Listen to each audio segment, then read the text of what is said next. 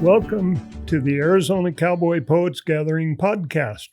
This is the fifth in a series, and we hope you enjoy them and subscribe to receive them when produced. We're doing about one a month. I am Jim Buchanan, your host. I am the Gathering Committee Chair and have been serving on the Gathering Committee for 35 now of our 37 completed years. And next year is coming. Thank you to the Fain Signature Group, Talking Glass Media, Guy Rodgenson, Director, Cast 11, Tony Tedford, Multimedia Producer, and all of their staff. They have been extremely nice to work with, professional in every way, and we highly recommend them. Our 37th gathering is history. It was wonderful and successful. I'd be remiss if I didn't thank our board, the committee, volunteers who worked all year long to bring it all together. Thanks to our sponsors, our donors, and patrons who support the gathering, the cowboy poets and musicians who were super again this year, and thanks to Yavapai College, Jim and Linda Lee Performing Arts Center, and their staff. They were all very, very good to work with. A very popular day session each year is our ranch history. And this year we featured the Keyckhefer family and their K4 Ranch. Their ranching history goes back over 100 years. It was really good, with lots of photos and slides, with comments from Johnny Kieckhefer and family members. Today, my guest is Joe Konkel, Ranch History Chair, past president and man of many talents. Welcome, Joe. Thank you, Jim. Glad to be here. Super good to have you with us. Thank you. Joe works with the ranch families and puts a lot of time into developing the ranch histories. Joe, tell us a little bit about that process, because I know it's way more than meets the eye. Yeah. So every year we go through a list of potential candidates that we might want to feature during the ranch history, and then I will look at them and kind of decide which might be the best one for us, kind of given our objectives and so on, and then I'll contact them and see if they are interested. They're not all interested. Some I've been turned down several times. But we've done this now for 28 years, I believe, or 26 years, since 1998, right? And we started with the Carter family in 1998, the Necktie Ranch, which is interesting. We kind of came around again this year with the Keyckefers and their connection to the Carters. Yes. Yeah. So we'll make that contact. We'll get them to agree to it. And then what I'll do is I'll schedule a time where I'll sit down and do an interview, and generally spend about 2 hours or so and just say, basically, tell me your story. And they will do that and give me all the details. And I say, go back as far as you can go. And let's, work through the history. And so we gather the details that way. And then what I do is I take that information and then go back and try to do research. Basically, I'll have a list of topics that they've told me about, and then I'll go in and try to find external information that might be out there. I'll look at obituaries and genealogy and comb through the internet looking for old articles and other things that may have been written, and try to pull together information. From that, I create about a 3 or 4 page article that gets published in the printed program each year. And so then once that is complete, of course, that's all reviewed by the ranch family. And once that's complete, then I work with the ranch family, and together we put together a photo presentation that they then give at the gathering. Really, it's basically collecting photos as well as we can to support sort of the outline that's laid out in the article, along with extra information. And what I tell them before they give the presentation, this is not your script. It's your guide. We want the background information, right? We want you to tell us stories. We want to know get much more than what's in the article. So, and we get that. It works out quite well. So that's how the process works. And the core of that is that our mission of Arizona Cowboy Poets Gathering is to preserve the Western heritage and culture and ranching and cowboys. Oh, absolutely. And bring them to the public today, which is, we live in a world where we're going too fast and we don't realize that there's still cowboys out there and there's ranchers out there and farmers and agriculture. And we enjoy eating their productivity every day. Yeah. You and I just had lunch and it was a good lunch. And, but that's why we do all of this. And I have to thank you for all of the hours you put into this every year because, we chat occasionally now and then with questions or where you're at in the process, and sometimes there's bumps in the road, but you persist, and that's really super. We've been able to get it done. And sometimes it's been a challenge, but we've gotten it done every year. And the Keyckefers, just interestingly, from my side of things, I came to Prescott in 1946, and our family, I was an infant then, but our family went to St. Luke's Church here in Prescott, and the Keyckefers went to church at St. Luke's Church with us, as did some other families like the James family and others. And then later in life, Johnny was, or John, I should say, not Johnny. Johnny's the son. But John was a few years ahead of me in high school and married Linda Shepard, who was a high school classmate of Barb and I's in Prescott High School. So we're in the same class together. So my respect and friendship with the Keyckefers goes way back, and I'm very proud of that. Good. Joe, how about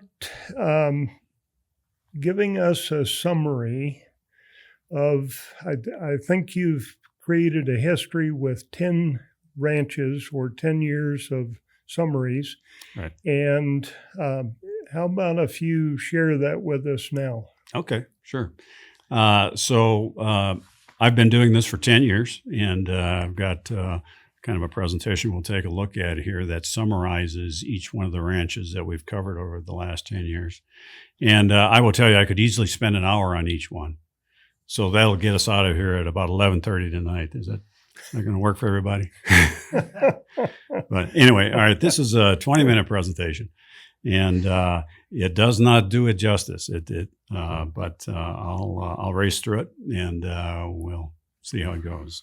Okay. So let me get it kicked off here. Maybe someday in the future we can spend a little more time on ranch histories or a ranch history, and that would be, I think, a wonderful experience for our listeners and watchers. I think it would. And as I go through this, I'm sure that anybody that's watching this podcast may be familiar with some of these families, if not very familiar with them. So all great people. Okay. So this, of course, we do this at the Arizona Cowboy Poets Gathering every year. And this is the list of the 10 ranches that we've done, or I have done anyway. 2015, we did Cameron Wingfield, and then we did the Neshams, and then we did, let me go back here. And then from the Neshams, we did the Hunts. From the Hunts, we did the Fain family. From the Fain family, we did then the Fletcher family. Fletcher, we did James family. Then we did from the James family. We did Monk Maxwell as a Cowboy's cowboy. And then after Monk, we did the Campbell family up in Seligman, and then, of course, the Keyckefers this year. So what really kind of kicked this all off from a background perspective is the completion of the railroad in 1883 is really what opened up the cattle industry in Arizona. So that was huge. So in 2015, we started with the Cameron Wingfield family, and they came over on the Oregon Trail in 1865 over to Oregon and then brought about 200 head of cattle down into the Verde Valley. And that's how they got started. And that family is the Wingfield family. And then Sean Cameron, who's I dealt with, she's Louis Wingfield's daughter. On her mother's side is the Osborne family, so we'll cover that as well. John Osborne came here from Kansas, and he started the Chiricahua Ranch and down around Globe. And this was huge. There were a lot of people that worked for him, such as Chuck Shepard, Everett Bowman, Ike Rude, and others. Louis Wingfield owned several ranches throughout: the Horseshoe Ranch, the Valley Ranch, the AW Ranch, 51 Ranch, Wahala, and the Blue in eastern Arizona. And he and Dean also had other ranches in Mexico. So there's been 3 generations through there. Sean and Dean have since stepped back, and their children have taken over the ranches. But just a wonderful couple and a wonderful family, huge history there. The next family we did was the Nesham family. And the Neshams are interesting in that this is a story of a working cowboy that came down from North Dakota. He and his wife came down from North Dakota with their young son, Stefan, in 1962. They went to work for Harold James at the Coyote Spring Ranch, and then went and did a few other things. And then finally went to work out at the Indian Rock Ranch down around Kirkland. A lot of people may be familiar with that, working for Harvey Brannigan down there at the Indian Rock Ranch. And worked there in the 1970s. Galen's son, Stefan, took over the Muleshoe Ranch and ran it for several years. One thing about Galen and Rodella, they're very active with the church in Hillside, not Hillsdale, but Hillside, and that's a huge part of their life. So presently, Galen and Stefan pasture cattle on the Thornbeak, at the Walking A's, the Tres Alamos, and the Pipeline Ranches down there around Baghdad. Just wonderful people. The next year we did the Hunt Ranch, the LO Ranch, and many folks may be familiar with John Albert, John Robert. They've got the stagecoach out there in Williamson Valley. Their heritage goes way back to the 1870s when Sam Crozier came and bought a ranch from Bud Grounds in the area called Crozier. She married Ida Baker. They had 6 children. One of them was Lonnie Crozier. Lonnie Crozier married Radford Withers Hunt. They had a child by the name of John William. John William, Lonnie died in childbirth. Ida went out and got John William and brought him back. They moved from the Kingman area and settled in Williamson Valley. Then John William, of course, he grew up and he married Bertha Stringfield. So then all of a sudden we had this link with the Stringfield family between the Hunts up in the kind of up around the ORO Ranch with the Stringfields down here toward Prescott. So we got into the whole Stringfield background and spent a lot of time on Albert Stringfield. We got some great old photos here of Albert Stringfield. But the Stringfields came over from Arkansas. On a wagon train in the 1870s. So here's photos of Albert and then the El Bar El Ranch headquarters, which is Williamson Valley. If you drive out in Williamson Valley now, this is what it looked like in the 1930s.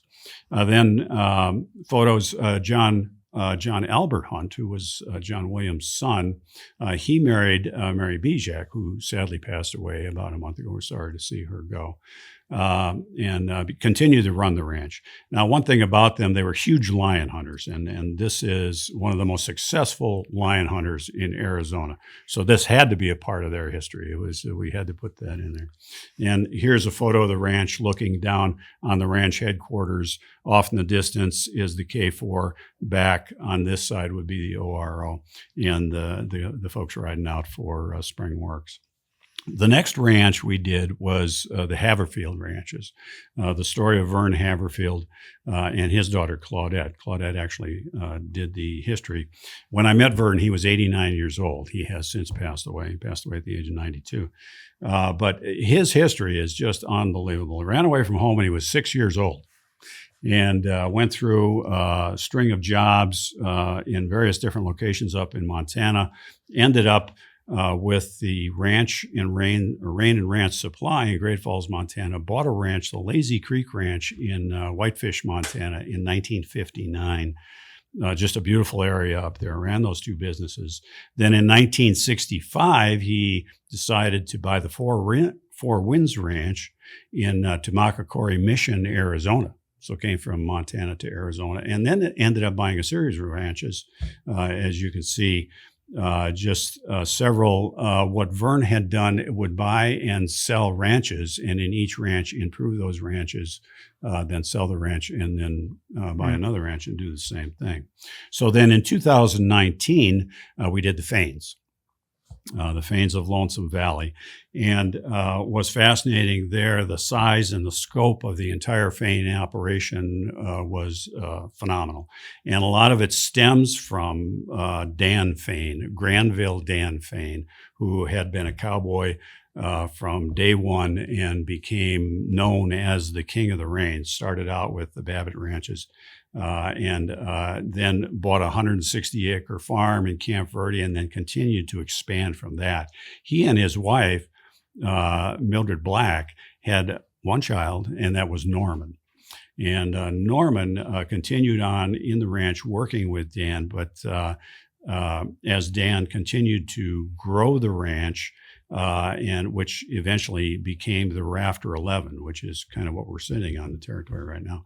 Norman continued on the ranch, married Johnny Lee Parsons, and he also was noted as a state senator and very influential in that role.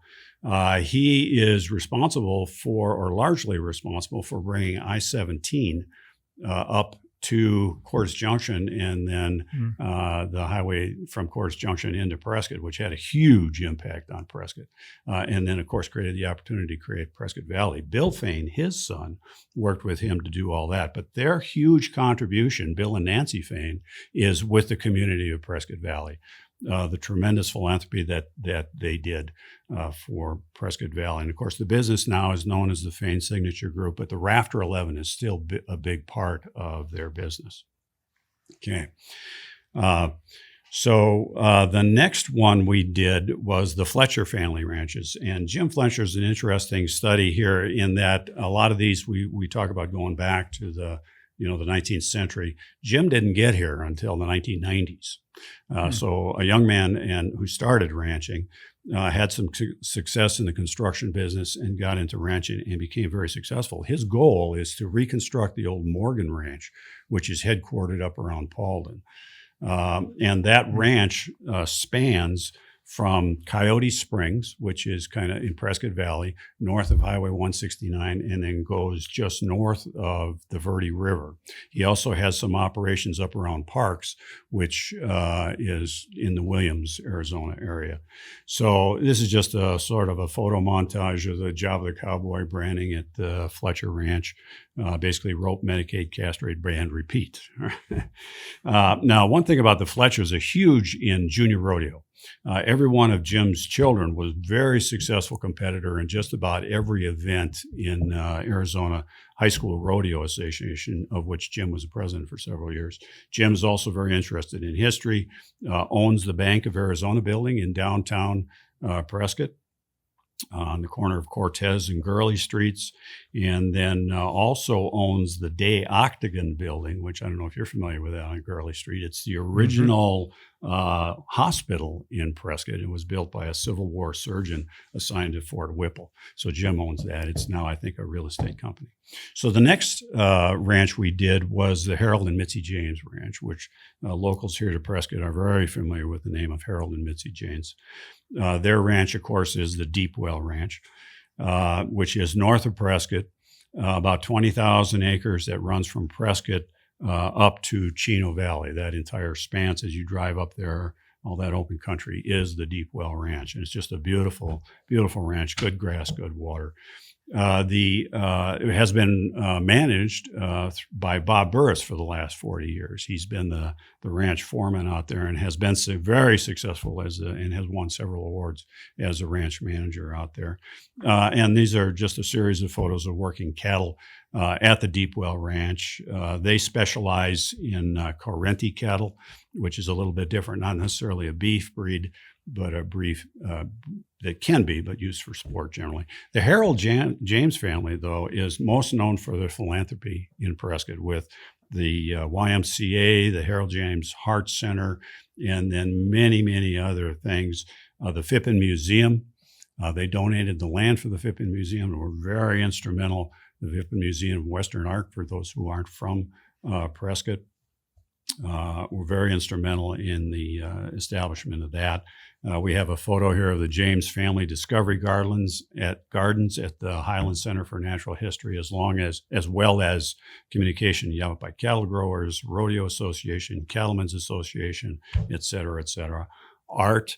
If you drive through Prescott up on Highway 89, you'll see these phenomenal sculptures in the roundabouts. Those are largely there due in part to the Harold James Foundation. The 4-H camp and outdoor learning center is definitely made possible by grants and contributions from the James Foundation and many, many other things here. Here's just a sort of a photo of awards that they've received. So, stepping away from this, every one of us that lives in Prescott is in some way impacted by the James family and them coming to Prescott. The next year, we did Monk Maxwell. Cowboy's Cowboy, and he's a friend of yours. He's a friend of mine. Just a very unique character, and he really, truly is as cowboy as it comes.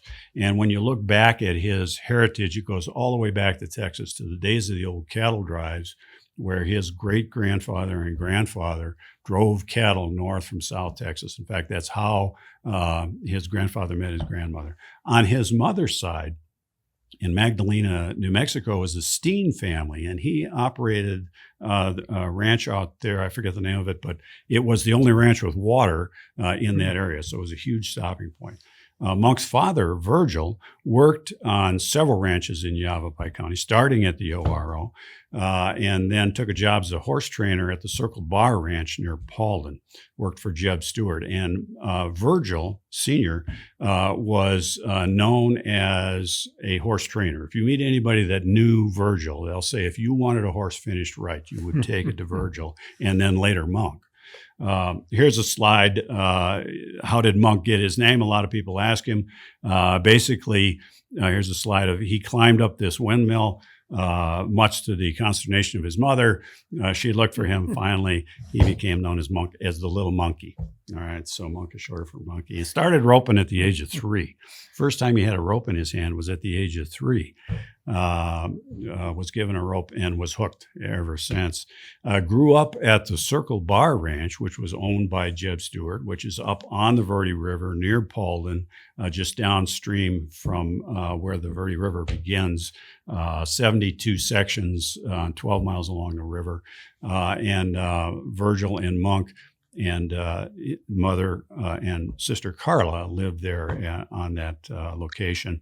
Monk had, of course, been a cowboy for as long as they had that ranch. Then, after the Circle Bar was sold, Monk went to work for several other ranches. Here's a photo of him working at the Flying V in Springerville. Then went on to start his own business as a contract cowboy. And went into it in a big way. He had a huge amount of success, and particularly in the area of catching wild cattle. And he became known as, if you needed cattle gathered that couldn't be gathered by anybody else or get caught in the wild, had to be moved out for the safety of people out there, Monk was your man. He then married Wanda, and together they bought a couple of ranches in New Mexico and Arizona, which for health reasons they had to sell. And he's now working at the Cross U. He, of course, is a musician, and that's how I know him. Mark and Wanda and I have a little music group that we play music together and have a lot of fun doing it. Okay, so a heck of a fiddle player. The next year, we did the Campbell family ranch and had some, fun with that. Campbell family ranch was interesting for me because this is where we got into the impact of the railroad and how that brought all ranching in the late 19th century. And Conl Campbell came to Ash Fork, Arizona, and started the Cole Campbell Sheep Company, which at its peak was about 250,000 acres. He passed away in 1927, turned the ranch over to his sons, Frank and Gene Campbell, and they continued to run that operation. The Campbells, interestingly, are responsible for bringing Charolais cattle into this area. They brought it in the 1950s, brought some cattle up from Mexico, the gentleman in Mexico, and here's some photos of some Charolais bulls, brought them over from France. They're actually a French breed, and they're much hardier and larger than Herefords were at that time. But they're also not temperament-wise. They're a challenge. The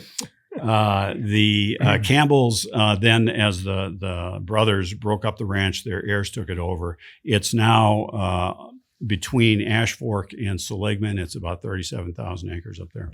And Hugh Campbell, Joe Campbell's father, was also known for his respected skill in training and working cow dogs, and was huge in that area. Joe Campbell, now in his 60s, as a young man, of course, competed in rodeo, as a lot of cowboys do. Here's a photo of him at Cowpunchers Reunion, huge supporters of Cowpunchers Reunion up in Williams. Joe and his wife Vivian are team ropers and fairly successful, and raise quarter horses, Sea Booger Redline quarter horses, and are very successful with that. And Joe's son, Will, now is operating the ranch, and he's there with his family. Just a wonderful, wonderful family. I had a lot of fun working with these folks, hardworking and dedicated, and throughout their generations. This year, of course, as you mentioned, we did the Keyckhefer family, and this was huge. The Kieckhefer Ranch, as you get into this thing, it just seems to be getting bigger. It just seems to get bigger and bigger all the time. Started out with J.W. Kieckhefer moving to Arizona in 1935, along with Bob and his wife Dorothy. In 1941, they purchased the K4, which is about 30 miles north of Prescott. Bob Kieckhefer, J.W.'s son, as they continued with the ranch, became very much involved in the American Quarter Horse Association and was very much involved in the development of the Quarter Horse Association. In 1958, they hired Chuck Shepard, and Chuck Shepard, for anybody who's involved in rodeo, will know that the man was a legend. I mean, yes, he was. He was a legend, and those slides show that. And then in the late 60s, John Kieckhefer, John Sr., took over the ranch, and he focused a lot on operational improvements, herd efficiency, and the horse breeding program. Along with Chuck Shepard, they really brought their horse breeding program to a whole nother level with the introduction of the Driftwood line with Driftwood Ike. They stood at stud Driftwood Ike for 17 years, and then later Sea Booger Red. And then in the 1960s, with Chuck, they bought Arizona Pro Rodeos. And this was a stock contracting company. I can't get into the details, but they saved the rodeo in Prescott and also supplied rodeo stock for Junior Bonner. Now, with this tremendous legacy, of course, their sons, Johnny, Rick, and daughter V, became very successful in ranching and rodeo as well. And they continued to expand the ranch with the purchase of the Bar M Ranch and the 3T Ranch and feed yard down in Douglas, and then purchased the Diamond A And there's a long story behind that. I don't have time to get into that. They also have the Diamond A, by the way, 750,000 acres. The Diamond A, or they also have a marketing company, K4 Gourmet Beef, and they put on a horse sale every year here in Prescott, which is a phenomenal event called the Legacy Horse Sale. So today, the Keyckefers run 12,000 mama cows on over 1 million acres of Arizona rangeland. I mean, that's how huge this is. It's the largest, one of the largest cattle operations in the Southwest. So that's in lightning speed. That's 10 years of ranch histories at the Arizona Cowboy Poets Gathering. Yeah, Joe, it's pretty easy to see that you become passionate about doing these. It's not a casual interest to you. It's a very, shall I say, dominant interest. Working with these families, I know as I said, I've been involved 35 years in the Arizona Cowboy Poets Gathering, and I can tell you, and I've said it a lot of times, it's because of the cowboys, their families. Many of them are ranchers. They do some poetry. Years ago, cowboy music and poetry was prominent in their lives because in the evenings there was no TV to watch, there was no phone to make a phone call on, there was no internet, and so they entertained themselves and their neighbors and had barbecues and get-togethers. And I was privileged when I was young to be invited out with Sally Bates to, I think it was Across You at that time. And her family was there and went to a family barbecue and really got exposed to how wonderful those people are. And it's been a love of my life to do that ever since. And I think you're sharing that maybe in a more direct way than I am. Well, I'm having fun with it. It's certainly, I've learned a tremendous amount about Prescott and the Prescott community and Arizona. And I have a little bit of an agricultural background, but it's just been fascinating for me. And I've developed lifelong friendships. I mean, for each one of these, this ends up being a friendship more than just a presentation. Yeah. And the ranch families get a lot out of it, too, because it becomes I showed just a few slides from each of the presentations, but this ends up to be like a 100-slide photo history that they can then pass on to their children, who can pass on to their children and their children. Yeah. So, yeah. And these presentations typically last an hour and a half, under 2 hours. Yeah, under 2 hours. Usually we get through it in about an hour and 15 minutes with some questions, and we do some photos. Yeah. This one ran a little longer because it was, much larger in scope. I think it's maybe time to remind our viewers and audience. Many of you come to the gathering. A lot of you have never been. All of the day sessions, Friday afternoon and Saturday, which include the ranch history, which usually is from 1 to 3 p.m. Saturday afternoon at Yavapai College in Prescott, Arizona. All of those day sessions are free to the public. They're part of what we try to do to bring to life the world of cowboys and ranching and the agricultural lifestyle.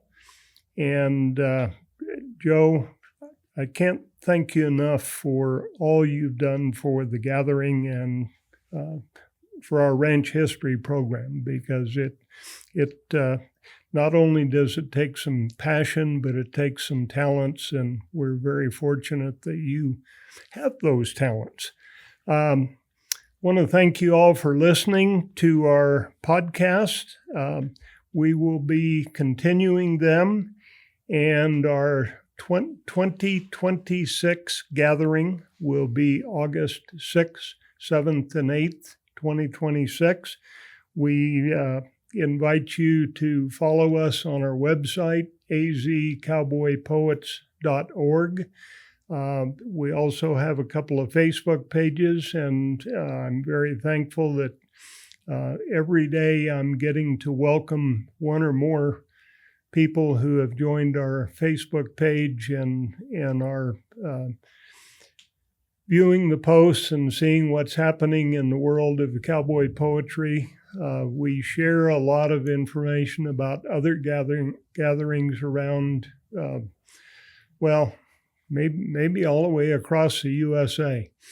I don't see much out of country, but there are some gatherings that are very popular up in Canada. So we hope that you will continue to watch us and enjoy these podcasts, and we look forward to, Joe, maybe we can do an extended podcast on a ranch history in the future. Sure. We're going to investigate that. So thank you very much for joining us, and adios.